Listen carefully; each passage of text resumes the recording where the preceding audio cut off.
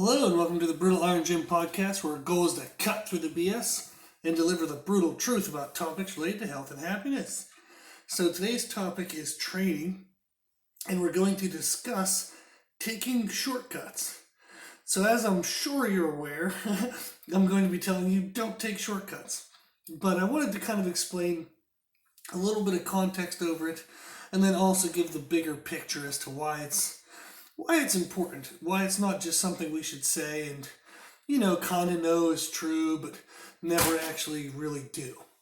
So, yesterday I actually competed in a powerlifting meet, and I could see in the performance of others, as I was judging everybody, just the ways in which, like, people taking shortcuts in their training had negative consequences for them at the meet. So what this means is kind of like in their preparation for like the big thing in life, whatever their goal was, by taking the shortcuts, it didn't get them the end result that they really wanted. So a big one you'll see all the time when you go to powerlifting meets, which is what I'm referring to as, I did a meet yesterday. So powerlifting, you squat as much as you can for one rep, you bench as much as you can for one rep, and you deadlift as much as you can for one rep. And you do it in front of judges, and if your lifts kind of qualify according to the standards of the judges and the judging criteria, your lift would count, and then kind of whoever in each weight class lifts the most weight between those three lifts, they win. So, for example, with squats, I won't go through all three lifts, but for squats, you would unrack the bar. You have to step back to kind of give yourself clearance of the rack that holds the bar, so you can squat without hitting things. But once you step back, you have to become stationary and stable. You have to show that you have control over the bar. The judge will then say squat. You can then, whenever you're ready, you might take a breath, get braced, whatever you want. You would squat down to what is considered parallel, which is where the hip crease, so kind of like the joint of your hip, goes to the height of the top of your kneecap. And then you would stand back up, and you have to stop and again show that you have control and stability over the bar. And then the judge will say rack. And then you can walk it in and kind of set the bar down. So you have the two commands, the start command, and then you have the rack command. So if you don't listen to either one of those, if you just walk the bar out and squat whenever you're ready, rather than when they tell you to, your lift won't count. Or as you get to the top of the squat, you kind of finish the squat, and then you start to rack the bar before they tell you to, the squat won't count. The other thing you have is the visual standard of squatting to parallel. So there are judges to each side of you, and they're looking to see if the crease of your hip goes down to the height of the top of your knee. And this is overwhelmingly the biggest mistake people make when they squat, is they don't squat low enough. And the reason why is because it kind of kills your ego. So every inch you have to squat lower and lower, you get weaker and weaker. So a lot of times people want to try to say they can squat more than they really can. So they load the bar up too heavy, their knees kind of cave in, and it shuts down their hip, the ability for the hips to drop low enough. Okay? And they won't squat to parallel. They'll stand up, they'll get the commands right of the start command and the rack command, but the side judges will fail the lift because the person didn't squat low enough. So that's typically what you'll see. If somebody makes a mistake in squat, it's because they don't squat low enough. In bench press, it's typically they don't follow the commands. They don't wait and hold and show stability of the bar. And then in deadlift, they typically don't lock out their knees. So most people screw up conventional deadlifts, especially by contracting their lower back. So, which is absolutely not what you should finish a conventional deadlift with, not even remotely close. It should be a glute squeeze, not a low back squeeze. But you would see that all throughout the meet. So people wouldn't be squatting to parallel, they wouldn't follow the commands, people's form on deadlift just was awful. So they would kind of come up and their back would be contracted and their knees would be soft and bent because they were squeezing with the wrong muscles. So what you would see is typically people would take the shortcut in their training. They would either not train with commands, so they would just bring the bar out of the rack, do whatever they wanted to do with it, and throw it back in the rack, but never really take time to breathe and brace and and pretend as if they were waiting for commands. And then, like I said, in squatting, people never squat low enough in practice because they want to have a big ego and kind of think they're better than they really are. Um, Now, this is going to sound very sarcastic, but like, are there people who don't squat low enough and they're unaware of it? Sure, but overwhelmingly, most people can just visually see. There are times, absolutely, where I've met people who they'll watch a video of themselves squat, and they could pass a lie detector test thinking it's parallel, and it's not even remotely close. Like the bottom of their butt doesn't even go past their knees, and they're thinking they're parallel, which is ridiculous.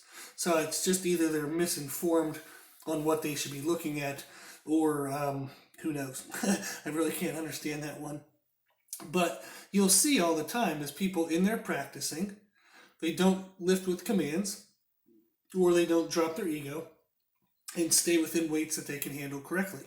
So they then show up at meets, things don't count, they miss lifts, and then of course they all of a sudden blame, the judges, they're being really jerks today. It's like, whatever. They're holding the same standard that every other damn meet has. So, or like, oh, it was really hot in that room, or oh, it was really cold, or, oh, I didn't have the right bar, I didn't have the right, bench, my bench was too slippy. It's all these bullshit excuses. You're either strong or you're not. Okay? So if you miss a lift in powerlifting, it's because you missed it. There's no other reason. You missed it. And the reason why that's really, really, really important to accept is if you missed it, that means you control it and you can correct it. If you're always bitching and whining and giving responsibility to something or someone else, then you're giving up the control to get better in the future. So I 100% want everything that goes wrong in a powerlifting meet to be my fault, because that means I can correct it. I can control it. So I will not blame someone or something else. It's my fault if I missed a lift. So even if there was, like, say, a goofy command and the command was wrong, whatever, it's still my fault. I should have been able to hold the weight longer, or I should be more prepared, or I should be able to hear the command myself, and know when to go versus when I'm told to go. So for example, in deadlift, people will get to the top of the deadlift and their knees will still be soft, meaning like the knees aren't really locked out. They're overly locking out their lower back to the point where their shoulders are leaning back behind their hips and their knees are still bent, and your knees need to be locked out. Okay? So the judge to the front of them is the one that tells them when to bring the bar down. Well, the judge on the front can't see if their knees are bent. So if they get to the top and they're holding it for a little bit and they show established control at the top, that front judge is going to say down. But the side judges are going to fail the lift because the knees are still bent. So then you'll hear lifters go, well, the judge told me to put it down. And it's like, it doesn't matter. You should have known that since your knees were bent, you still needed to lock your knees out before you would put the bar down. So you don't blame the judge. It's your fault that you didn't have your knees locked. Boom. Okay? That's it. The most important thing you can do in life is to accept responsibility when it's your fault, because that gives you control to correct it in the future. Okay? So, but you'll see that in shortcuts. They'll do that all the time with training. They don't train to the best of standards, therefore they go to meets. Things don't work out the way that they hoped that they would. They blame everyone and everything else. Okay? And you'll also see in training all the time where people do accessory lifts, like they'll do like an elevated deadlift that's like 20% over their 1 rep max, which is absolutely stupidly pointless, because if you're already strong at that portion of the lift, how the hell is lifting 20% over your max going to help anything? So if you can already do that stuff of the lift, why would you keep doing that stuff more? Why wouldn't you attack the stuff you can't do? So that makes a lot more sense. So you'll see that all the time. Then for aesthetic competitors, so people who do like bikini, figure, physique, men's physique, bodybuilding, that kind of stuff, you'll see all the time with high-level competitors is they'll do extreme dieting and extreme cardio, which is absolutely stupid. So they'll do ketogenic diets, like no carb diets, and then they'll do a shit ton of cardio as like their main way of burning calories. So they're basically going to rip their body apart, absolutely destroy their metabolism. They're going to hurt the inside of their body. So they're no longer doing bodybuilding, they're doing body destroying. Okay? So ketogenic diets and a bunch of cardio is the best way to ruin your body's health. Absolutely. Okay? But they'll take enough testosterone and T3, which is like a thyroid medicine. So the testosterone will kind of protect their muscle from being torn off as quickly. And the T3, the thyroid medication, will make sure that as their natural metabolism dies from the ketogenic diet and the over cardio, they'll rely on this chemical, okay, this injected chemical as their metabolism. So they kind of hides what's going on. So they take these drugs to hide the negative effects of the ketogenic diet and the cardio, and then all of a sudden they look lean and they have some muscle, so it looks good. But then when they come off the drugs, they're worse off than when they started. Their natural testosterone is garbage now because their body had relied on the injectable testosterone. Their natural metabolism, their thyroid, is absolutely horrible because their body had relied on the injected stuff. And what had allowed them to produce normal natural levels, they ruined by doing the ketogenic diet and the cardio. So overwhelmingly, you'll see people who compete in aesthetic competitions who take drugs. The drugs mask all the stupidity of their actual programming. So it gets them on stage, they might look good that day, but 6 months later, nothing they do can help them lose weight. They're fat and fluffy and kind of watery, and they don't look good, they don't feel good. They have mood swings, emotional swings, and they have a lot of body image issues. And it's because they took the shortcut of the drugs while they did dumb training. Okay, training that tore their body apart. They took the shortcut of the drugs. And then once the drugs aren't there, all that damage from their approach shows up and they are left with a worse off body. Now, this is unfortunate because not everybody who does this knows that's what's happening.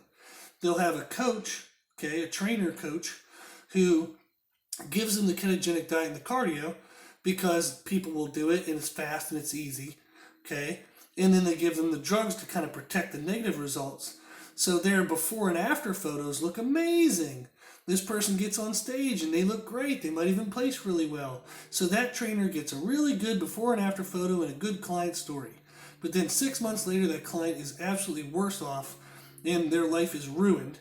And that trainer is a complete piece of shit. Okay? And I am not hiding that. If you're a trainer and you give people T3 and test, you're an asshole. Okay? Because you're masking your lack of knowledge as a trainer on how to do this stuff healthy and correctly. You're just giving the person a bunch of drugs that's going to hide your stupidity as a coach, how you don't know how to do it any better. Okay? Then you're ruining them for the rest of their life when they come off those drugs. So you're an absolute piece of shit if you do that as a coach. And I see it all the time. It's very, very, very sad. So that is a shortcut, taking those kind of drugs. We see it all the time where guys, yeah, it's typically guys, but there's females, well, they'll take a bunch of testosterone, okay? They'll lift like a jackass, like just a bunch of volume, lifting stupid heavy things. There's really no actual knowledge to the program. It's just move a lot of stuff. And then all of a sudden they get bigger. Well, they could have done jumping jacks in the corner and they would have got bigger for as much testosterone as they're taking. So it didn't really matter what they were doing. They didn't have to be intelligent. The drugs kind of masked it. Okay? So you do have to do work. You can't just take testosterone and sit on the couch. Okay, and get bigger and get leaner. You have to actually do some work. But the intelligence of your work doesn't have to be very high. Then people who want to get leaned out, they'll take diuretics and illegal fat burners and stuff like that, and they'll lose a bunch of fat. They'll look quote unquote good, but once again, when the drugs are gone, when the shortcut is gone, their body is worse off, they're unhealthy, and they don't know any better about what's the right stuff to do anymore. So in all these situations, the programming didn't have to be intelligent. The drugs masked the stupidity of the programming. So then when you take the drugs away, They're left with nothing better. They don't know what to do. They're kind of back to square one, and they're often back to square one, but with a worse body. So I see this all the time, and it's very, very sad. Now, why does this happen all the time? Because people are freaking lazy. Okay? Myself included. We all have a natural tendency to be lazy. We want results now. We want to try hard for kind of, sort of, a week or two, and then all of a sudden have all our problems be gone. Okay? Oh, I've been fat for 30 years, but I want to do, a 30-day cleanse, and all of a sudden I look amazing. No, you dumbass. It doesn't work like that. So everybody takes these drugs because they think it's going to shortchange the work for them. Okay? Or worse off, they have a trainer or somebody who tells them that the drugs are actually the way to do it. And you'll see this all the time with people even selling those pyramid scheme like supplements where, let me pay $1,000 to a company, then charge all my family and friends $2,000 for these drugs that are twice as overpriced when really all they need to do is eat healthy and be active. But no, here, drink this shake, eat this bar, here's this magical way to lose weight that for some reason no one figures out is, okay, well, what are you going to do when you don't want to pay for that thing anymore? So what are you going to do when the shortcut you're trying to take no longer is in place? When you want to come out of the shortcut? Your results that you got via the shortcut don't stay when the shortcut is gone. Okay? How many of us crammed for a test in high school or college? We stayed up all damn night. We crammed. We maybe got the A that we needed for the test. How much do you remember of that right now? 0. You probably couldn't even get an F on that test right now. They'd probably think you filled it out upside down and backwards or in Chinese or something. Okay? So you took the shortcut of learning nothing throughout the school year. Then you crammed, got the grade you needed for the test, but now you don't know shit afterwards. That's exactly what happens with all this stuff. Is you try to cram in at the very end some bullshit results with bullshit work, and then long term you didn't get anything for it. Short term benefit, sure, because it was a shortcut. But how are you going to get a long term benefit out of a shortcut? You don't. So that's the things we want to look at. So the shortcuts I commonly see in training is people really only do the exercises or the challenges that they're comfortable with. So they'll say, oh yeah, I train hard. No, you train to a level of discomfort that is the same damn level of discomfort every single time you work out. You never ask yourself to put in something new. You put in the same old effort, but you expect something new for that same old effort. It doesn't work that way. Okay? You also can't do the exercises that you're already good at. If you're already good at them, your body doesn't need to do them. Your body needs to do the ones that you absolutely suck at. The ones you freaking hate. Okay? So when I program for clients, I often put their ab training at the beginning of the workout. Because no one likes to train abs. Now, yes, a couple of you probably said, oh, I love training abs, but you're like 1 out of 100. Okay? Overwhelmingly, most people hate training abs. And if you put them towards the end of the workout, people will skip them because they'll say they didn't have time. Bullshit. Or they'll just kind of half-ass their way through them because they're tired already. It's very hard to do something you hate when you're tired. We barely have enough discipline when we're wide awake. Okay? And we're full of energy. So when you're tired and you have no energy, you're sure as hell not going to have discipline. So that's like I've read a whole bunch of books about how to win the day or how to have miracle mornings and successful living. And all of them say to do the most difficult thing you can in the beginning of the day when you're the most fresh and you have the most energy. Because that's when you're likely to have the most discipline and the most tolerance for struggle. Okay? That's when you can find the most difficult stuff in life and somehow plow through it, is when you're most fresh. So I make people do abs at the beginning of the workouts. Because otherwise, like I said, they're going to get lazy and they're going to skip them. Okay? Or half-ass them. So think about in your training, are you only doing the exercises you like? Or are you going into the gym, like say guys, okay? Are you going into the gym, bullshitting with some friends, laying down on the flat bench, doing a couple bullshit warm-ups, trying some god-awful, horrible form, max-out effort thing. And then you kind of like bullshit with some friends, do some back down sets, bullshit with some friends, do some dumbbell presses, maybe some tricep press downs, and then you leave the gym. The next week you come back, do the same damn thing, thinking somehow it worked. Okay? We see that all the time. Okay? Ladies? Okay? So you guys come into the gym, and let's say if you're not at my gym, because we don't even have a treadmill in my gym, but you would typically go to a gym, you do 30, 40 minutes of cardio, if you lift weights at all. So typically it's 30, 40 minutes of cardio, then you leave. Okay? But it'd be 30, 40 minutes of cardio. Then maybe you'll do a couple like fluffy exercises for like 20 reps when you really could have done 30 or 40 reps if you really wanted to. Okay? But you'll do a couple exercises here or there for 20 reps or so. And then you leave and you think that's good. It's not. Okay? Cardio is the least effective way to lose fat by far. So you see that all the time, is people only challenge themselves in training to their current ability of a slight discomfort. That's it. Okay? Now, if you're somebody who pushes yourself and you say, hey, this is bullshit, like I actually try really freaking hard when I go to the gym. Okay, but are you trying things you're already good at? Or are you going to like drop the ego? Or are you going to actually challenge yourself and do the stuff that absolutely sucks, that you hate, that you know you kind of should do in the back of your head, but you typically find some kind of excuse to not do it? Okay? That's the stuff you got to do. When it comes to nutrition, people just want extreme black and white rules. Okay?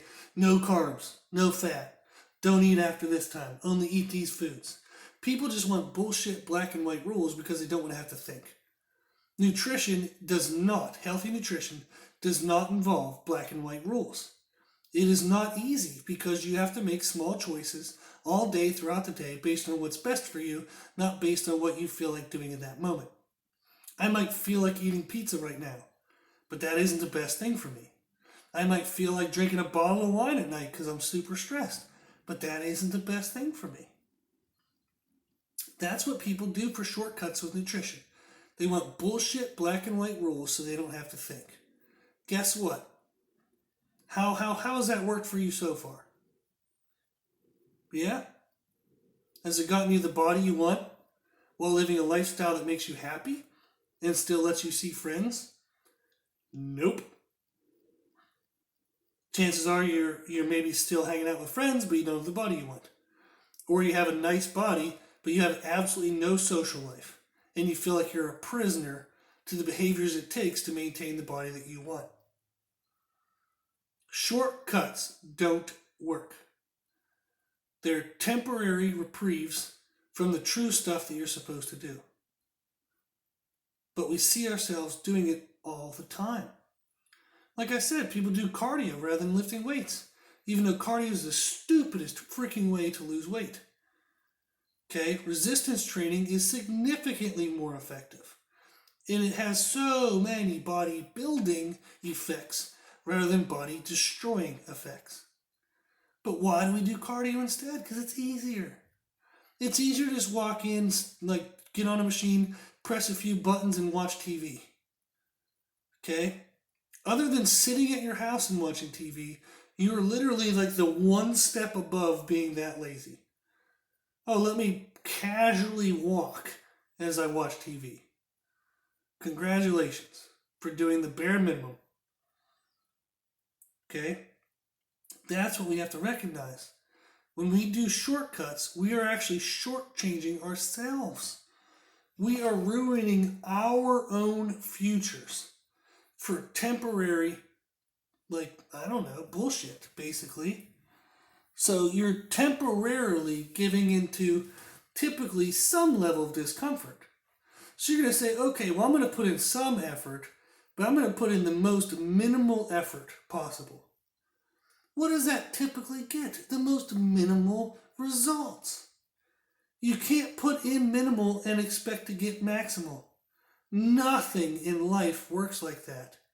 I'm only 35 years old, and I know that to be 100% true. I know that if I want something of value, I have to put my whole damn self into it. I have to put myself in the position to fail. I have to break who I am today for me to become a better person tomorrow. I'm aware of that at 35. I train people in their 40s, 50s, and 60s who are still hiding from this bullshit. Okay? They still want shortcuts. They still want to train with the least amount of effort.